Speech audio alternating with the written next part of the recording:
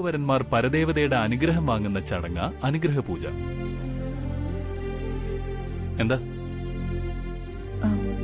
വധൂവരന്മാരെന്ന് പറഞ്ഞ ഗംഗയും വല്ലുഞ്ഞും അല്ലേ? അമ്മ പറയുന്ന അനുസരിച്ച് അതിനൊക്കെ നിന്നു കൊടുത്തല്ലേ പറ്റൂ കല്യാണി. അപ്പോ ഞാനതൊക്കെ നോക്കിക്കൊണ്ട് നിൽക്കണം അല്ലേ വല്ലുഞ്ഞെ? ഞാനെന്താ കല്ലോ മരോ മറ്റോ ആണോ? മനുഷ്യസ്ത്രീ അല്ലേ? വിഷമിക്കാതെ കല്യാണി, നമ്മൾ തമ്മിൽ എന്തെങ്കിലും ഒന്നിക്കും. അടുത്ത ജന്മത്തിലോ?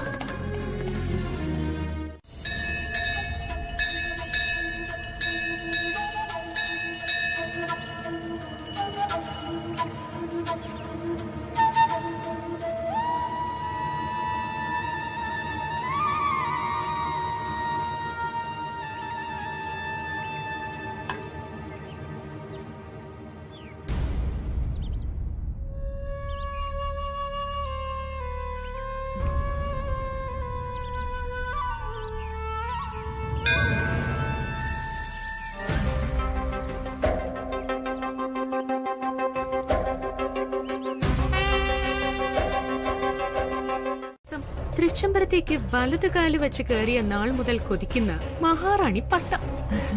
അതെ, അത് തന്നെയാണ് പ്രിയങ്കെ എന്റെ ആഗ്രഹവും പ്രാർത്ഥനയും സ്വപ്നവും. ആ സ്വപ്നം യാഥാർത്ഥ്യമാകാൻ പോകുന്ന നാളടുത്തെത്തി ആന്റി. ഒരു പട്ടാഭിഷേകത്തിന് തയ്യാറെടുത്തോ? ആ പിന്നെ ഇതൊരു ക്ഷേത്രമല്ലേ, പലരും വന്നു പോകുന്ന സ്ഥലം. നമ്മൾ സംസാരിച്ചു നിൽക്കുന്നത് ആരുടെയെങ്കിലും കണ്ണിൽപ്പെട്ടാൽ എല്ലാം തകർന്നു. ഇപ്പൊ പ്രിയങ്ക ഒരു ഒളിപ്പോരാളിയല്ലേ?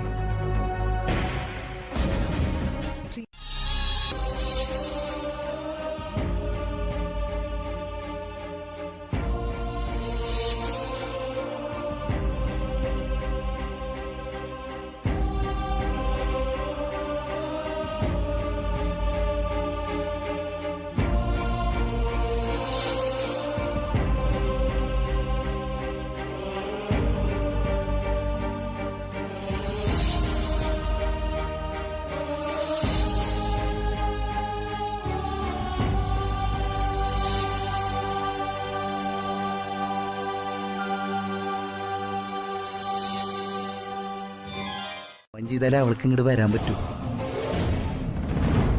കല്യാണത്തിന് മുമ്പ് എന്തായാലും എത്തും.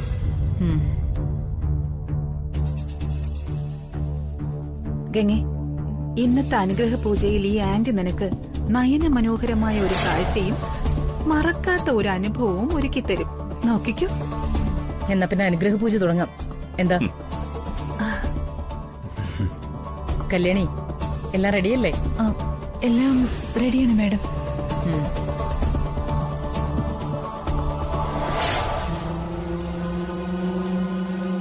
സുഗുണ, അതെന്ത് സാധനം? കല്യാണി, പാദങ്ങൾ കഴുകി പൂജ ചെയ്യട്ടെ.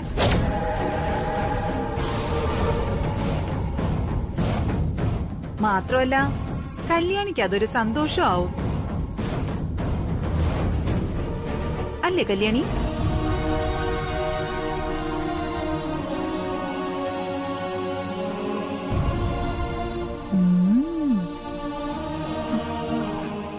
എന്താ കല്യാണി, തയ്യാറല്ലേ? ചെയ്യാം മാഡം. അങ്ങനെയാണെങ്കിൽ വൈകിക്കണ്ട, തുടങ്ങിക്കോളൂ.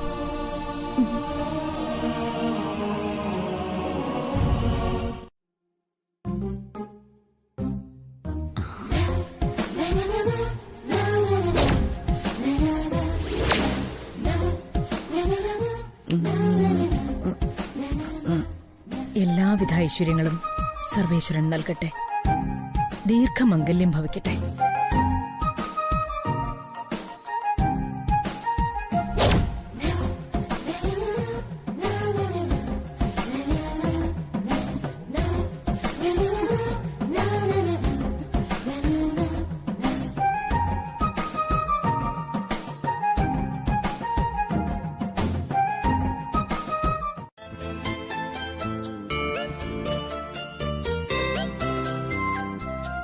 നാളത്തെ മൈലാഞ്ചി ചടങ്ങിന് കല്യാണി തന്നെ മെഹന്തി ഇടട്ടെ.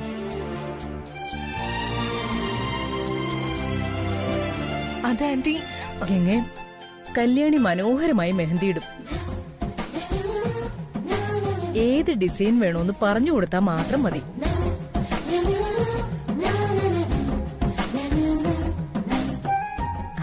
കൃഷ്ണേട്ടാ, പോവാം. ശരി. സ്റ്റെല്ല ഓഫീസിലേക്ക് പൊയ്ക്കോ. മാഡം. വാ കൃഷ്ണേട്ടാ.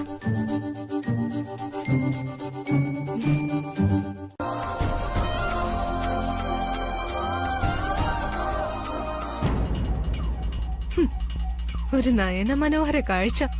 ഛെ.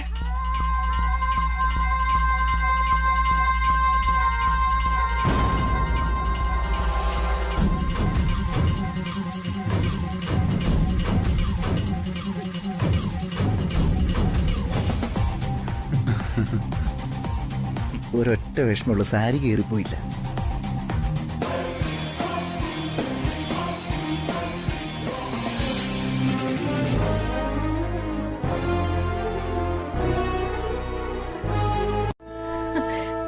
സുജാതേച്ചി,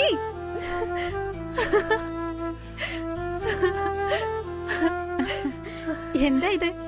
ഇന്ന് കല്യാണി സന്തോഷം കൊണ്ട് മതിമറക്കാണല്ലോ. എന്താ കല്യാണി? എനിക്കിതിൽ പര ഒരു സന്തോഷം ഇനി വരാനില്ല സുജാതേച്ചി. പിന്നെ ഞാൻ ഇന്ന് നേരത്തെ വീട്ടിലേക്ക് പോവാ. ഒരിത്തിരി കാര്യങ്ങളുണ്ട്. അതൊക്കെ എന്താണെന്ന് ഞാൻ പിന്നെ പറയാം. പിന്നെ ഇവിടുത്തെ കാര്യങ്ങളൊക്കെ നോക്കിക്കൊള്ളാം കേട്ടോ. പോയിട്ട് വരട്ടെ.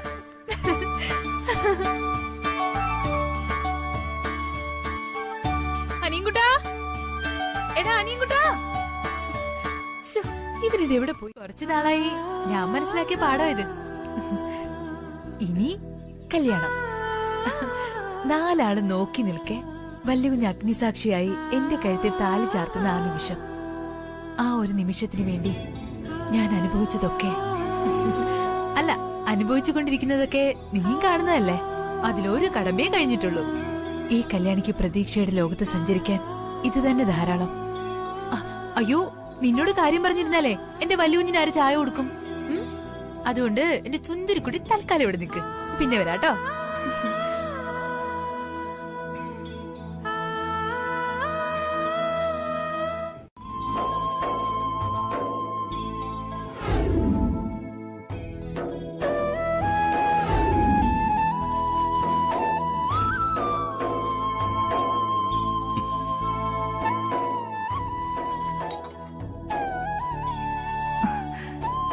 എന്താ സന്തോഷമായ എന്റെ കെട്ടിയോൾക്ക്?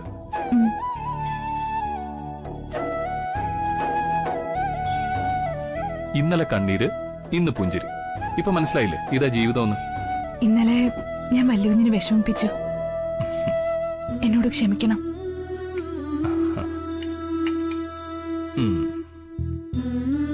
എന്റെ കെട്ടിയോൾ ചെമ്പരത്ത് നിന്ന് ഔട്ടാ. എന്താ ഗംഗെ, നീ ഇതിന് തയ്യാറാണോ? തയ്യാർ.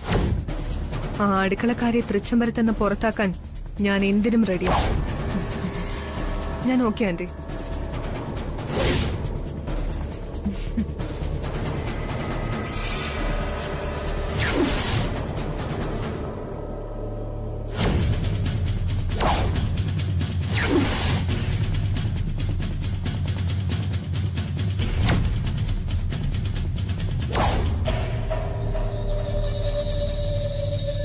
ഇന്നത്തെ മൈലാഞ്ചി ചടങ്ങോടെ കല്യാണിയുടെ കാര്യം ഒരു ധാരണയാവും. ഉറപ്പ്. ദേ, ഈ മൈലാഞ്ചി കോണിൽ നല്ലതുപോലെ ആസിഡ് ചേർത്തിട്ടുണ്ട് ഞാൻ. ഇതവള് നിന്റെ കയ്യിലിടുന്നതും കൈ പൊള്ളിക്കേറാൻ തുടങ്ങും. കല്യാണി ഇത് മനഃപൂർവ്വം ചെയ്തതാണെന്ന് നീ വേണം ആദ്യം വിളിച്ചു പറയാൻ. പൊള്ളലിനുള്ള മറുമരുന്ന് ഞാൻ കരുതിയിട്ടുണ്ട്. ഇത്തിരി പൊള്ളിയാലും കുഴപ്പമില്ല. അവൾ ഇവിടുന്ന് ഒഴിവാക്കണം. ബാക്കി കാര്യമൊക്കെ ഞാൻ ഏറ്റു. നാരങ്ങാനീരൊക്കെ ചേർത്തുണ്ടാക്കിയതാ. ഇതിട്ട കൈക്ക് നല്ലതാ. മാത്രമല്ല നല്ല കളറും കിട്ടും. അങ്ങനെയാണെങ്കിൽ കല്യാണി കൊണ്ടുവന്നത് ഇട്ടാ മതി. അത് നാച്ചുറൽ അല്ലേ? പുറത്തുനിന്ന് വാങ്ങുന്നത് ചിലത് വിശ്വസിക്കാൻ പറ്റില്ല. കല്യാണി തുടങ്ങിക്കോളൂ. ആ ശരി മാഡം.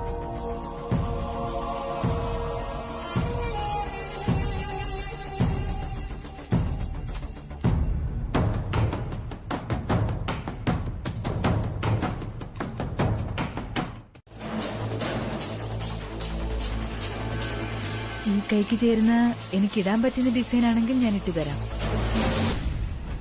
ഗംഗേ, നീ കല്യാണിയെ മെഹന്തി ഇടാനൊന്നും പഠിപ്പിക്കണ്ട. നിന്റെ മനസ്സിലുള്ളത് പറഞ്ഞാ മതി, കല്യാണി അത് ഇട്ടുതരും. ശരി ആന്റി, എനിക്കത് മതി.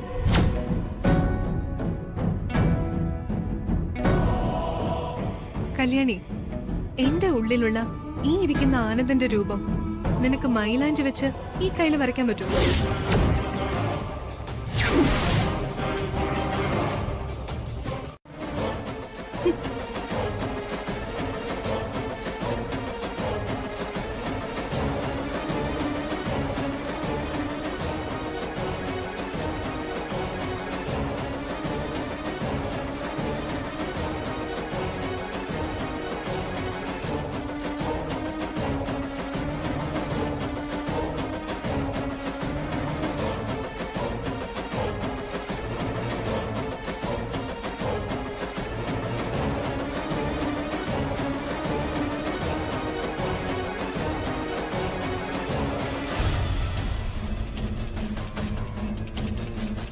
അപ്പൊ ആന്റിക്ക് കല്യാണി ഇട്ടാ മതി. ഏതായാലും ഇതോടെ ആന്റിക്ക് മനസ്സിലായി കാണുമല്ലോ നിന്നെക്കുറിച്ചുള്ള പല ധാരണകളും തെറ്റായിരുന്നുവെന്ന്.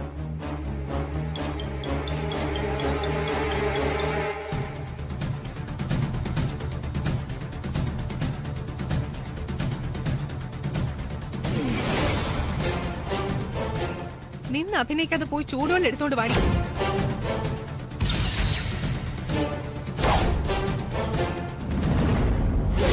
കല്യാണി നിൽക്ക.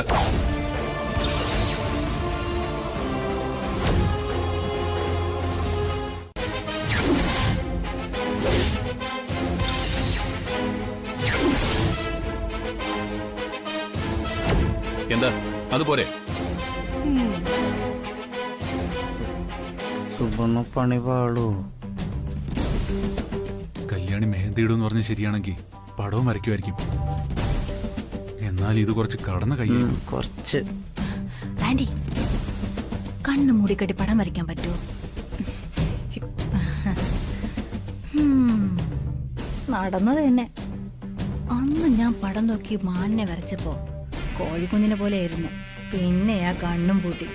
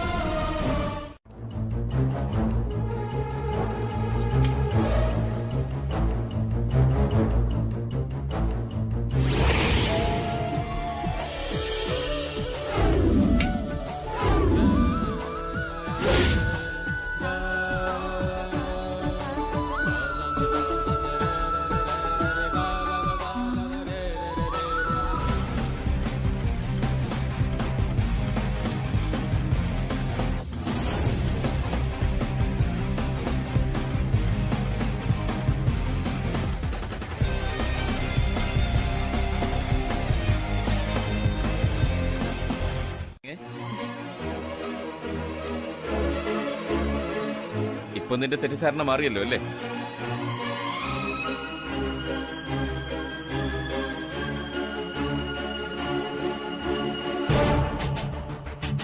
ആ അഖിലെ 11 മണിക്ക് അപ്പോയിന്റ്മെന്റ്.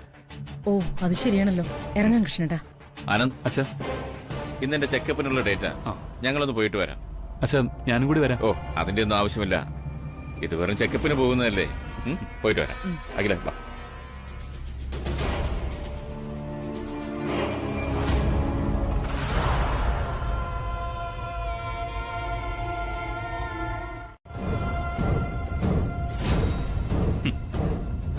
കല്യാണിയുടെ കാര്യത്തിൽ അമ്മയ്ക്ക് തെറ്റ് പറ്റിയിട്ടില്ലെന്ന് നിനക്ക് ഇപ്പൊ മനസ്സിലായി കാണുമല്ലോ.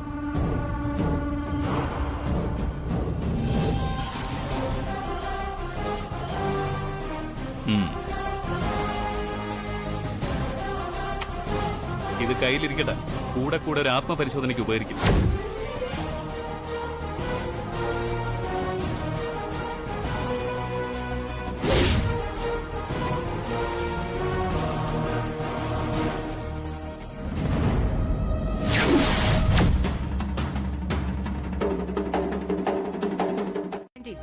കല്യാണിക്ക് ആനന്ദിന്റെ രൂപം ഹൃദയത്തിൽ പതിഞ്ഞതാ. അതവള് പേപ്പറിലല്ല, വേണ്ടി വന്നാ ശീലയിൽ വരെ കൊത്തി വെച്ചെന്ന് വരും. അതാണ് അവര് തമ്മിലുള്ള ബന്ധം. അത്രയും പേരുടെ മുന്നിൽ ലജ്ജിച്ച് തല കുനിച്ച് നിൽക്കേണ്ടി വന്നു എനിക്ക്. ആ പോട്ടെ, സാരമില്ല. ഇതൊരു പരാജയമായി കൂട്ടണ്ട. അനുഗ്രഹ പൂജയിൽ സംഭവിച്ചതും പിന്നീട് ഈ മൈലാഞ്ചി ചടങ്ങിൽ സംഭവിച്ചതും തികച്ചും യാദൃശ്ചികം മാത്രം. അത് കണ്ട് മനസ്സ് കലങ്ങിയതാണ് തെറ്റ്. പറ്റൂ. അഖിലാണ്ടേശ്വരിയുടെ സിംഹാസനം തകർന്നടിഞ്ഞ് മണ്ണിനോട് ചേരുന്നത് എനിക്ക് കാണണം. തൃച്ചംബരം എന്ന നാമധേയം ഈ ഭൂമിയിൽ നിന്നും എന്നേക്കുമായി മൺമറയണം.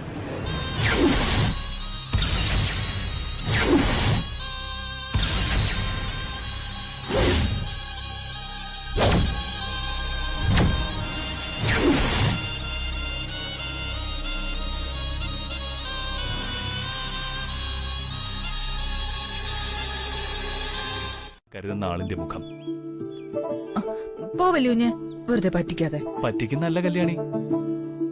അങ്ങനെ ഒരു കണ്ണാടി ഉണ്ട് പുരാണത്തിൽ. കണ്ണാടിയിലേക്ക് നോക്കുന്ന ആളിന്റെ ഹൃദയത്തിന്റെ ഉടമയെ കാണുന്ന കണ്ണാടി. ദേ ഇപ്പോ ഞാൻ ഛായാമുഖി കണ്ണാടി നോക്കിയാ നിന്റെ മുഖമായിരിക്കും തെളിഞ്ഞു വരുന്നത്.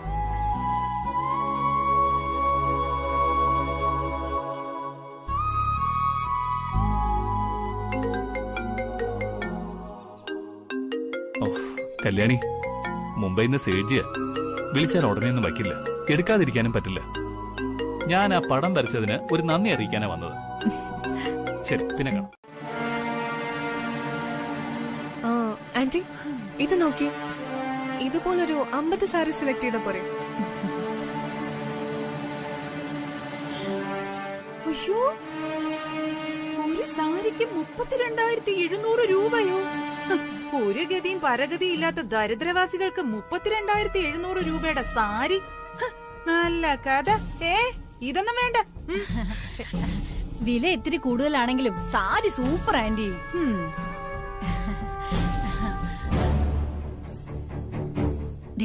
അഖിലാന്റി വരുന്നുണ്ട്.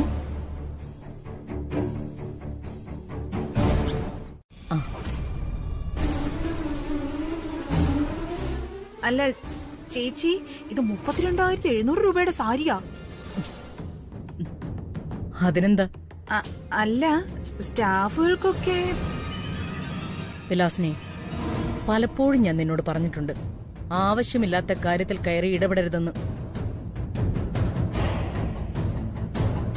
ഗംഗ, ഓർഡർ കൊടുത്തേക്ക്.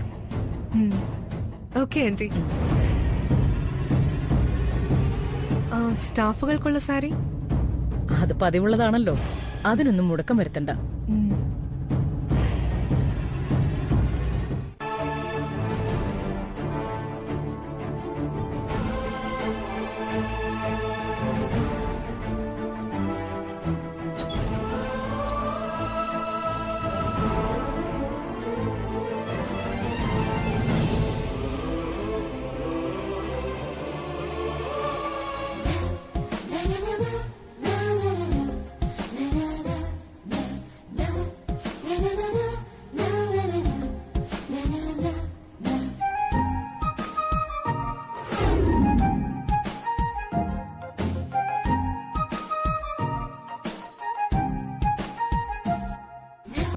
അഖിലേ അത് കൃഷ്ണേട്ടാ വേണ്ട, എനിക്കിതിന് ഇപ്പം മറുപടി കിട്ടണം. എടി,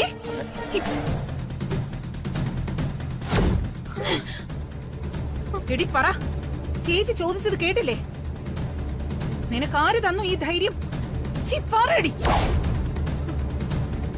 പറയാൻ.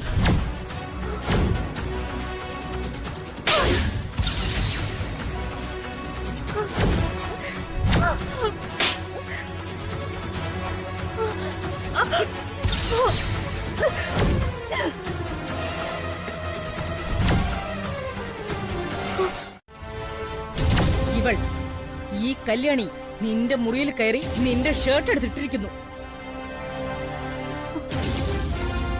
ആര് കൊടുത്തു ഈ സ്വാതന്ത്ര്യം? നീ കൊടുത്തതാണോ?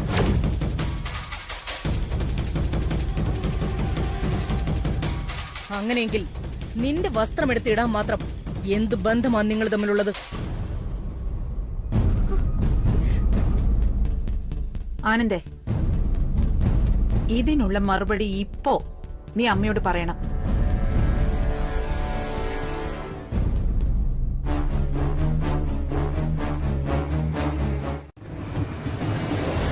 എടി, നുണ പറയുമ്പോ മറ്റുള്ളവരെ വിശ്വസിക്കുന്ന തരത്തിൽ വേണം പറയാൻ.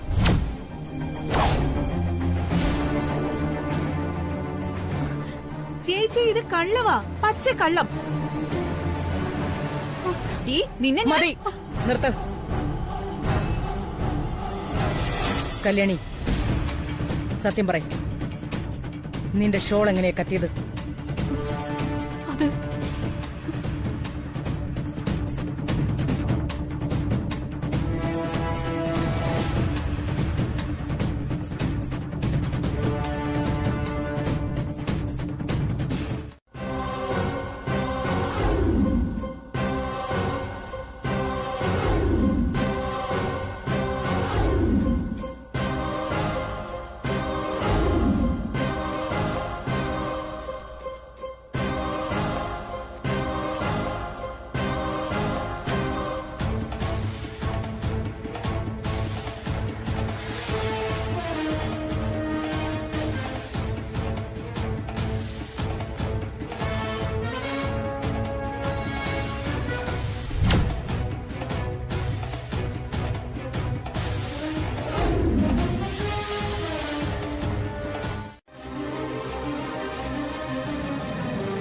ആരുടെ മുന്നിലും സത്യം തുറന്നു പറഞ്ഞാൽ പിന്നീട് ഒരു പ്രശ്നവുമില്ല. ഇനിയെങ്കിലും അങ്ങനെ ആയിരിക്കണം. ഇല്ലെങ്കിൽ മറ്റുള്ളവരുടെ മുന്നിൽ ഇതുപോലെ പരിഹാസ കഥാപാത്രമായി നിൽക്കേണ്ടി വരും.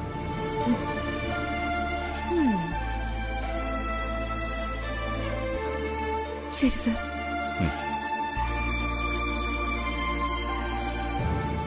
നീ ഔട്ട് ഹൗസിൽ പോയി ഡ്രസ് മാറുക.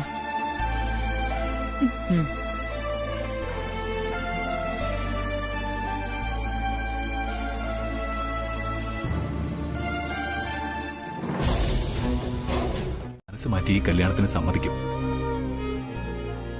എന്റെ അമ്മയുടെ മനസ്സ് മറ്റാരെക്കാളും നന്നായിട്ട് എനിക്കറിയാൻ കഴിയും. ദേഷ്യം വരുമ്പോ പൊട്ടിത്തെറിക്കുമെങ്കിലും എന്റെ ആഗ്രഹങ്ങൾക്ക് എതിര് നിൽക്കാൻ കഴിയില്ല അമ്മയ്ക്ക്. അമ്മയുടെ മനസ്സ് മാറും. അമ്മ തന്നെ എനിക്ക് കല്യാണിയെ തരും. നിന്റെ വിശ്വാസം അതാണെങ്കിൽ എനിക്ക് സന്തോഷം. നിന്റെ അമ്മയെക്കുറിച്ച് നിനക്കല്ലേ കൂടുതൽ അറിയൂ. ഈ ആത്മവിശ്വാസത്തോടെ സന്തോഷമായിട്ടിരിക്കും. All the best മച്ചൻ.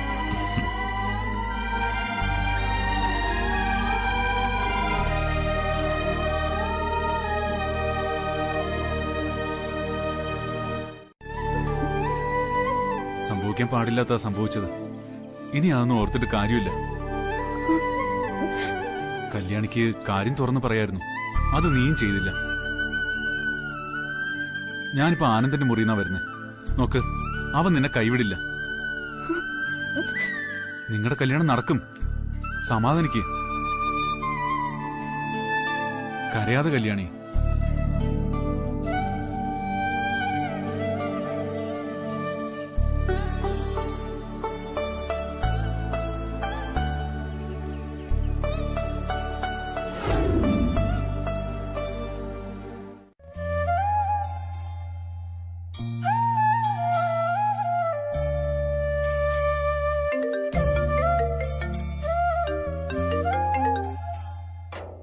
പറയൂ സുബ്രു. ഞാൻ പുറത്തുനിന്നാ വിളിക്കുന്നത്. കല്യാണി സങ്കടപ്പെട്ട് ചെമ്പരത്തിക്ക് മുമ്പിരുന്ന് കരച്ചില്ല.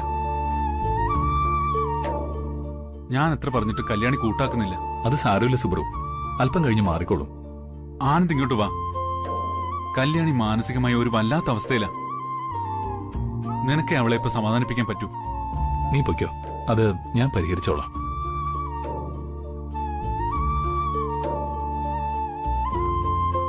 കല്യാണി എടുത്തിട്ടത് അഖിലേച്ചിക്ക് സഹിച്ചില്ല. അഖിലേച്ചിയുടെ മനസ്സിൽ അന്നും ഇന്നും കല്യാണി വെറും ഒരു അടുക്കളക്കാരി മാത്രല്ലേ. അങ്ങനെ ആകാവൂ. ഇന്നല്ല, ഇന്നും. ആന്റി വാ, അവിടെ പോണ്ടേ? ഓ, ഞാനാണെങ്കി അതങ്ങ് മറന്നു. വാ പോവാം. എങ്ങോട്ടാ? ഞാനും വരുന്നു. എങ്ങോട്ടാണെന്ന് കരുതിയാ? ദേ, മര്യാദക്ക് ഇവിടെ അടങ്ങി ഒതുങ്ങി നിക്ക്. നീ വാ ഗംഗേ.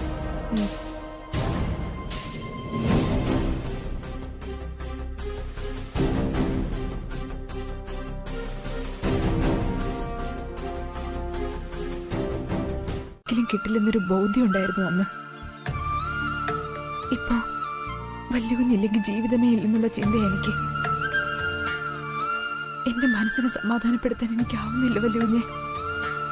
നിന്റെ കണ്ണ് നിറയുന്നത് കാണാനുള്ള ശക്തിയില്ല എനിക്ക്. ആദ്യം നീ കരച്ചിലൊന്ന് നിർത്ത്. കല്യാണി, ഞാൻ പറഞ്ഞ നിനക്ക് വിശ്വാസമാവില്ലേ? നീ ഇല്ലാതെ ഞാനില്ല കല്യാണി.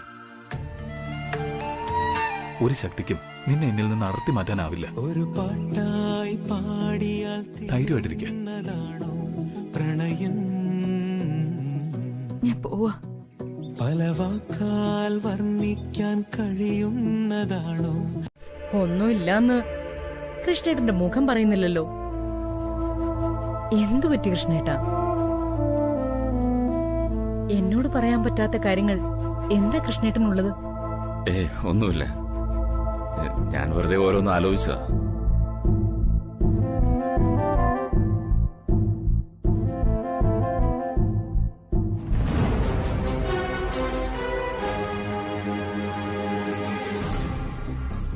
നമ്മൾ തമ്മിൽ എന്തിനാ കൃഷ്ണേട്ട ഒരകലം?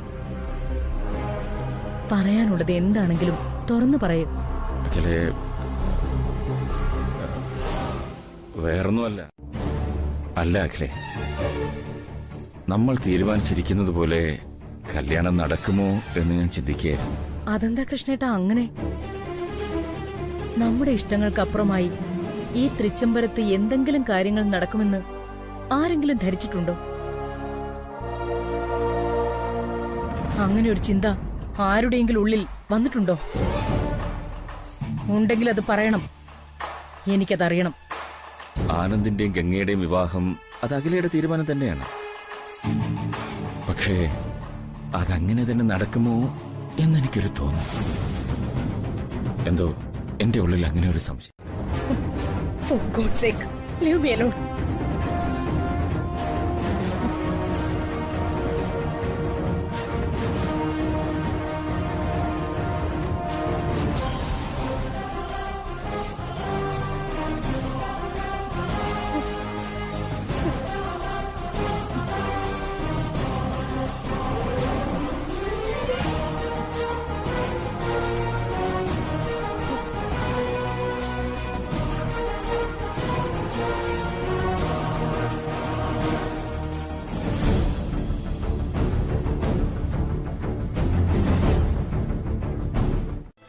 അതിൽ പരം മറ്റെന്താണ് വേണ്ടത്? ആനന്ദ്, വിവാഹം എന്ന് പറയുന്നത് ചെറിയൊരു കാര്യമല്ല. അത് ഇരു കക്ഷികളും പരസ്പരം സമ്മതിച്ച് രജിസ്ട്രിയിൽ ഒപ്പിട്ട് ഒന്നാകുന്ന ഒരു കരാർ ഉടമ്പടി മാത്രമല്ല. മനസ്സും തമ്മിൽ ഒന്നായി ചേരുന്ന വളരെ വിസ്മയകരമായ ദൈവിക പദ്ധതിയാണ്. ദൈവം ആ കാര്യത്തിലാണ് എന്നെ ഏറ്റവും കൂടുതൽ അനുഗ്രഹിച്ചത്.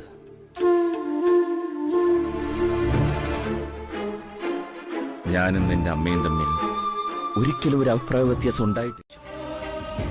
മാത്രമല്ല, ആ മുറിയിൽ നിന്നും പുറത്തേക്ക് പോകൂ എന്നർത്ഥത്തിൽ പൊട്ടിത്തെറിച്ചു. 25 വർഷത്തിനിടയ്ക്ക് ആദ്യമായിട്ടാണ് ഇങ്ങനെയൊരു സംഭവം.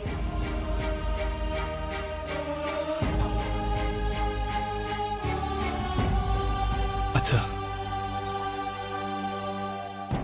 മോനെ, ഒരു കാര്യം തീരുമാനിച്ചാൽ ആ തീരുമാനത്തിൽ അന്ത്യം വരെ ഉറച്ചു നിൽക്കുന്നവളാണ് നിന്റെ അമ്മ.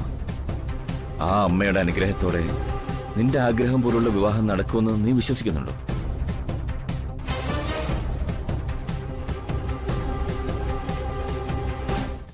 വിധം വലുതല്ല ഒരു പ്രതിസന്ധി. ഓരോന്നിനെയും അതിന്റെ സമയത്തും സാഹചര്യത്തിലും തന്മയത്വത്തിലൂടെ നേരിട്ടാൽ പരിഹരിക്കാൻ കഴിയും.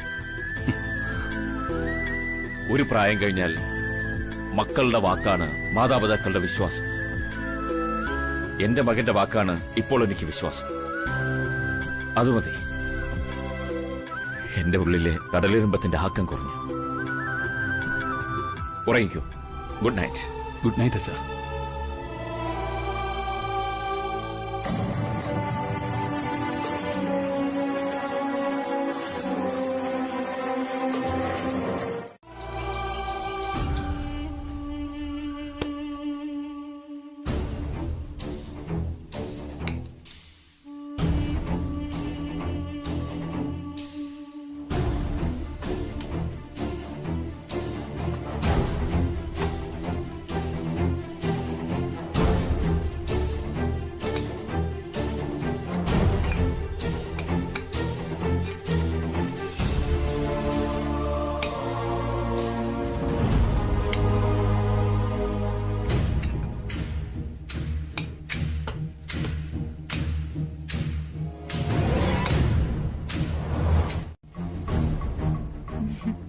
ഡ്രസ്സ് സെലക്ട് ചെയ്യുന്ന സമയത്തെ കല്യാണി കൂടി ഉണ്ടായിരുന്നെങ്കിൽ നന്നായിരുന്നു.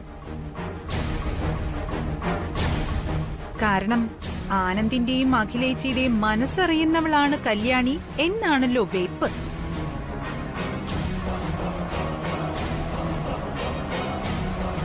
വൈപ്പല്ല, അതാണ് ശരി. ഞങ്ങളുടെ മാത്രമല്ല, ഇവിടുത്തെ എല്ലാവരുടെയും മനസ്സറിയാവുന്നവളാണ് കല്യാണി. അല്ലാന്ന് പറയാൻ പറ്റുമോ വിലാസിനിക്ക്?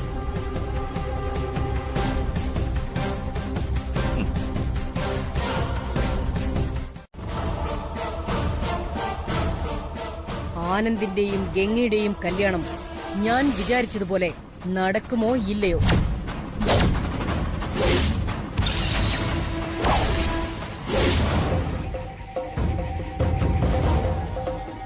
എന്ത് ചോദ്യ ചേച്ചി ഇത്? ആനന്ദിന്റെയും ഗംഗയുടെയും കല്യാണ ഒരുക്കങ്ങളല്ലേ ഇവിടെ നടക്കുന്നത്? ഞങ്ങൾ ഇവിടെ കല്യാണത്തിന് ആനന്ദിനിടാനുള്ള സ്യൂട്ട് വരെ സെലക്ട് ചെയ്തോണ്ടിരിക്കുക. എന്റെ ചോദ്യത്തിനുള്ള ഉത്തരം മാത്രം മതി. മറു ചോദ്യങ്ങളോ ഉപദേശ നിർദ്ദേശങ്ങളോ ഒന്നും വേണ്ട. മനസ്സിലായോ? ശരി ചേച്ചി. കല്യാണി, ആനന്ദിന്റെയും ഗംഗയുടെയും കല്യാണം എന്റെ ആഗ്രഹപ്രകാരം നടക്കോ അതോ മുടങ്ങോ?